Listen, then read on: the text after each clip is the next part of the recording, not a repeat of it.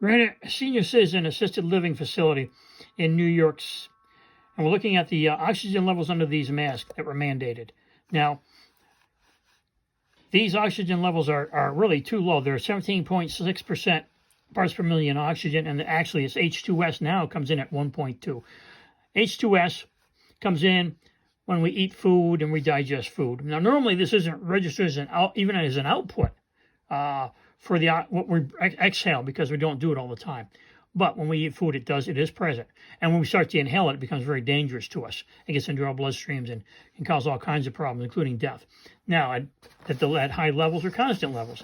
Now, I'm going to show you the oxygen levels, and they should be between 19.5 and 21 parts per million. Okay? Anything below that is considered immediately dangerous to life and health.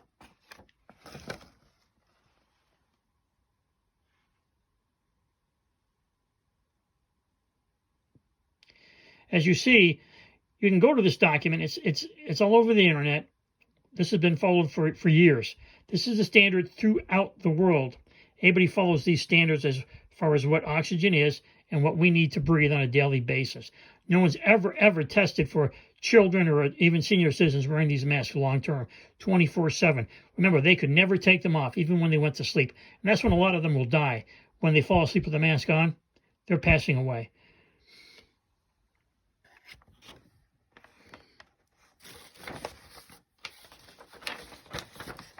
Now, let's look at something else here also.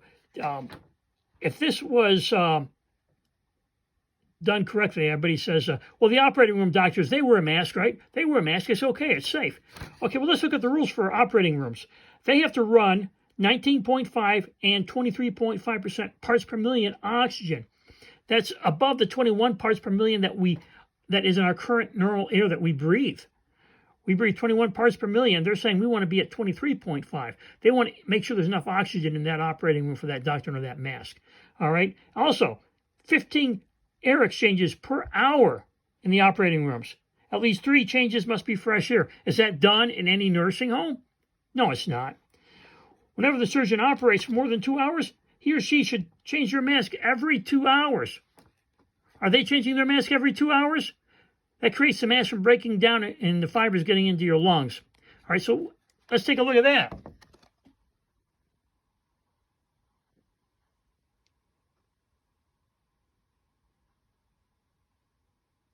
Okay, there's that document. Anybody can research it. There's no way anybody can deny that. Were those standards followed anywhere? The answer is no. All right, now, these mask mandates were installed at a certain period of time. Cuomo installed the mask mandates, and what he did, so other cities also followed, New Jersey, California. So what happened to the death rate? It spiked. And here's the chart for that coming up right now. Here is the death mask mandate. And here's the spike in red. That's when you can go to this site. Go to that site. Hopefully you can see it. U.S. weekly deaths, all causes. CDC. All right. The red, that spike, that week right there, there's 2 weeks right there, or 3 weeks. That's the spike when the mask mandates went into place in the U.S. And look at that spike. Boom, right up. Suffocated right now. The weakest people with the weakest lungs died first. And look, it would continue on. So the mask mandates should not have been put in place. And nobody in world history has ever suffocated their own population.